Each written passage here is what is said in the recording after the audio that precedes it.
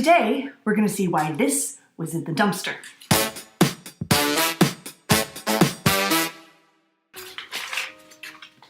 Darlings, Judy Garbage here. Today I found a 1954 film called Suddenly. Now, according to the poster, there is an exclamation point at the end of the title. So it's not just suddenly, it's suddenly. You know, it's not just Freud, it's Freud. Shut up, Phoebe. Suddenly. Shh. You're fine.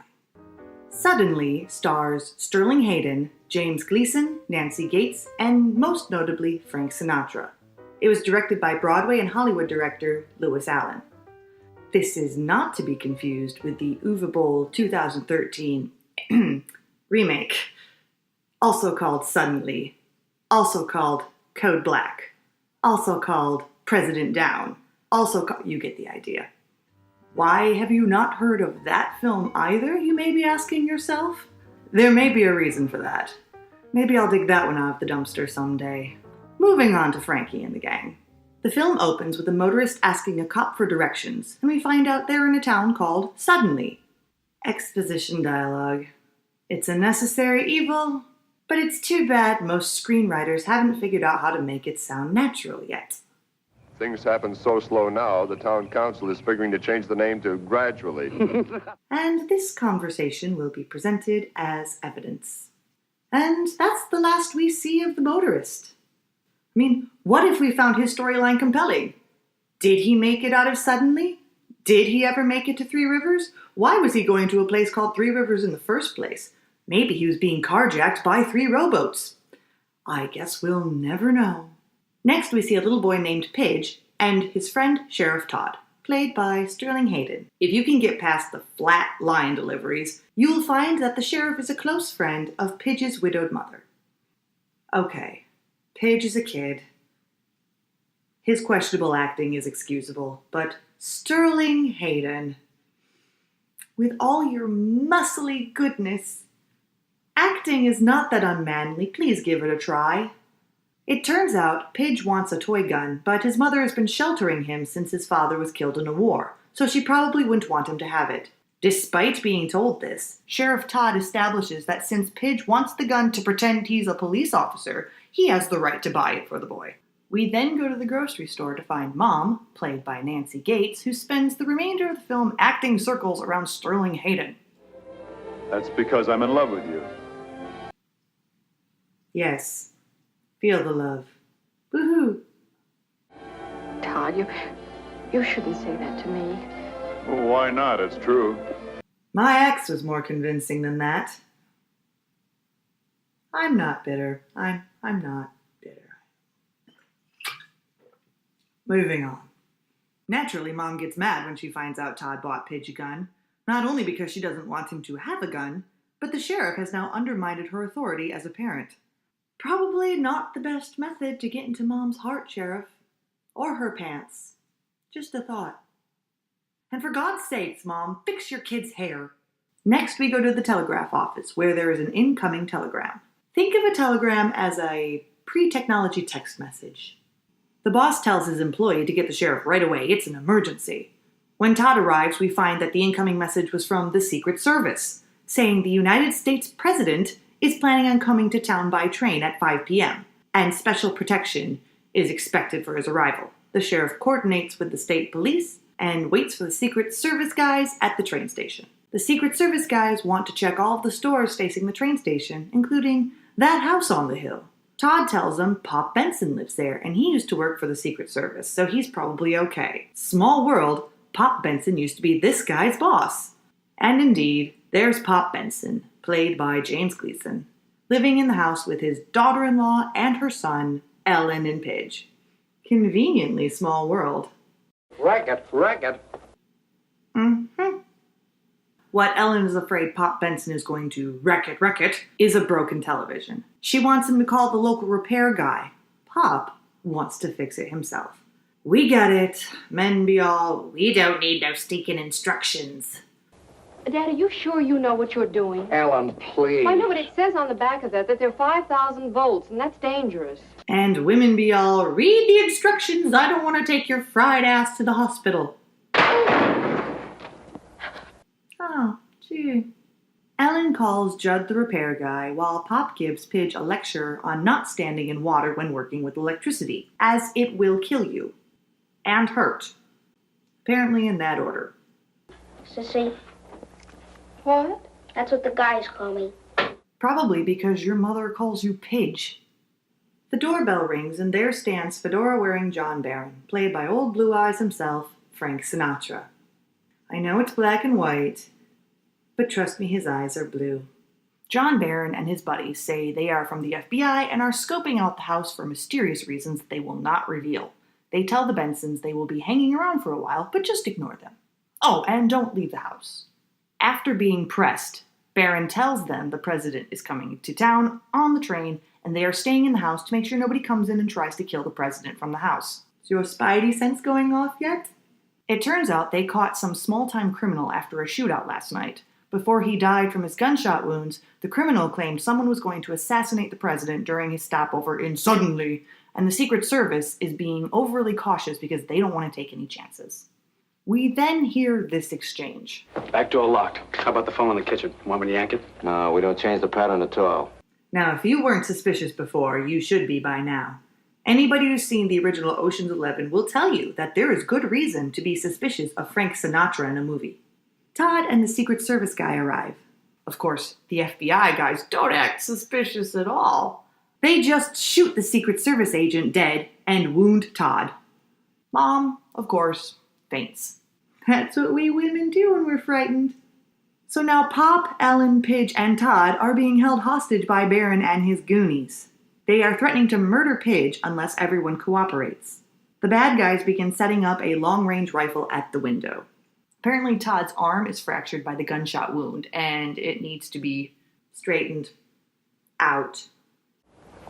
Hold on, brave boy. Ellen and Pop take Todd into the bedroom to wrap his arm, leaving the boy alone to insult the bad guys. You're a dirty, lousy gangster.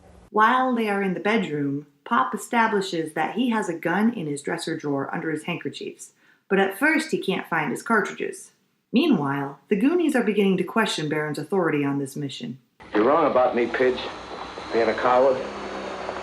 Last war, I got a Silver Star. This is the first, but most certainly not the last time, you will hear about the damn Silver Star. Silver Star. Silver Star. Silver Star. Silver Star. You're overcompensating. Pull it back a little bit.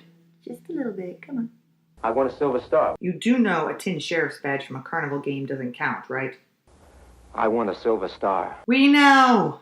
This is when Judd the repair guy arrives. So now they have a new hostage. Judd is not the least bit frightened. He is either a complete idiot or thinks he's being punked. One pass and the kid gets it. Another flaw in his plan. He's assuming everyone there likes that kid. An extremely short shot shows they are wondering where the Secret Service guy is. Barron, meanwhile, doesn't want to load the gun too early. The minute this gun was loaded, one of you brave boys might decide to go for the ride just to fire it. And if you fired it, that might alert a few state cops down there and the game would be over, wouldn't it? Now that you mention it, yeah, thanks for the idea. Haven't you any feelings at all? No, I haven't, lady. They were taken out of me by experts. Oh, is that what happened to Sterling Hayden? Now here, I was just thinking he was part Klingon or something. Oh dear God, I just made a Star Trek reference. No, I'm not that big of a nerd. No. Pidge makes a run for it and gets his cap gun out of his room. Naturally, he gets mad when Todd tells the bad guys that it's only a cap gun. Darn you, Don John, darn you! The phone rings. It's Benny, the third Goonie, who left earlier to confirm the train schedule. But not without arousing suspicion. Of course, he screws up his cover story, so he shoots the cop, which makes a loud noise and alerts everyone. When you suddenly make a loud noise in Suddenly, you might suddenly alert everyone in Suddenly. That's your fortune cookie for the day. You're welcome. In the ensuing shootout, Benny is killed, which means he can't talk anymore. And that really upsets this guy. So now our three-ring circus has a dead ring, a ring with a painful ulcer, and a ring being psychoanalyzed by the hostages. Yeah, this plan is foolproof. Yeah. At one point, everyone is moved into the basement except for Ellen, who is sent out front to get rid of the visiting cops. You don't like me, do you? Well, no, you're trying to kill the president and her kid, Pidge. Pidge the kid. Pidge. You're trying to Pidge the kid. Pidge. Baron challenges Ellen by giving her his gun and telling her to shoot him. Okay, this is when you hit him over the head and knock him out so it doesn't make noise, and then you shoot the other guy when he comes up the stick. Or not. That's fine. Todd starts pissing off Baron, trying to set him on edge. It works, of course. Bad acting can have that effect on talented people. As Judd repairs the television, Pop suggests clamping the main plate lead to the metal table for a better picture. Judd takes a second, because we've already established that his antenna doesn't pick up all the channels, but eventually he gets it. Pop fakes a heart attack so Pidge will get his pills in the dresser, where Pidge finds the gun and has the insight to switch it out for the cap gun. Mom, of course, ruins it. Pidge, put down that gun and get some water for your grandfather. But Mom, listen! You heard me, Pidge. Of course, Mom's aversion to guns has delayed the escape plan and made it more complicated. The moral of this story is, love the gun, embrace the gun, and a little bit of men know best. It isn't long before Mom is forced to decide whether it is worth ignoring her guns are evil policy, so I guess she learned her lesson.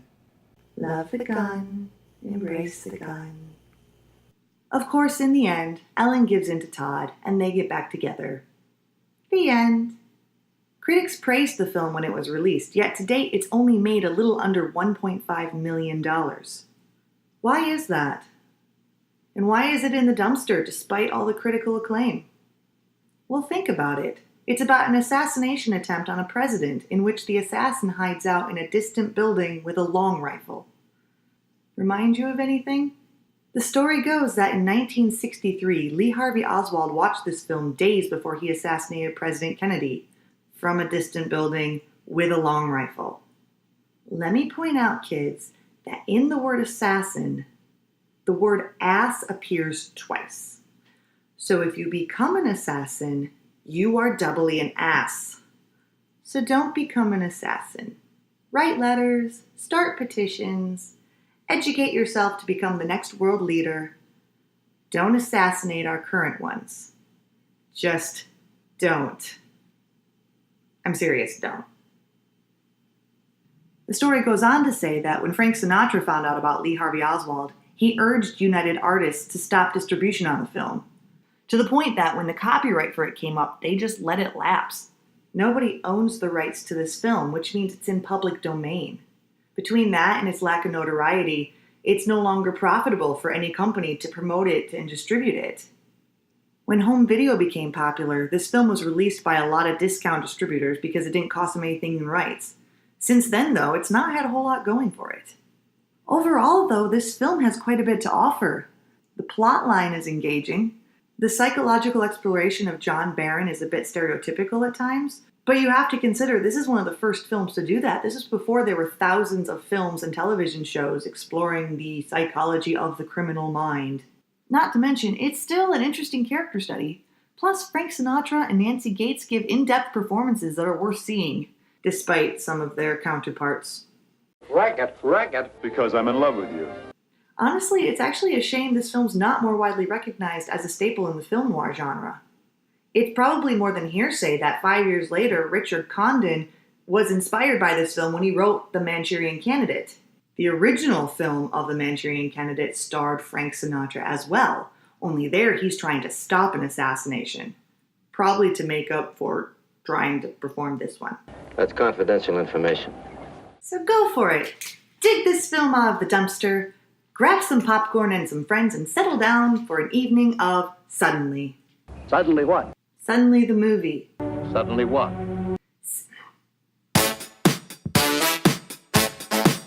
Years later, when Richard Condon wrote the Manchurian? Like the Nigerian and Manchurian in one word. If they got married, they make a Manchurian.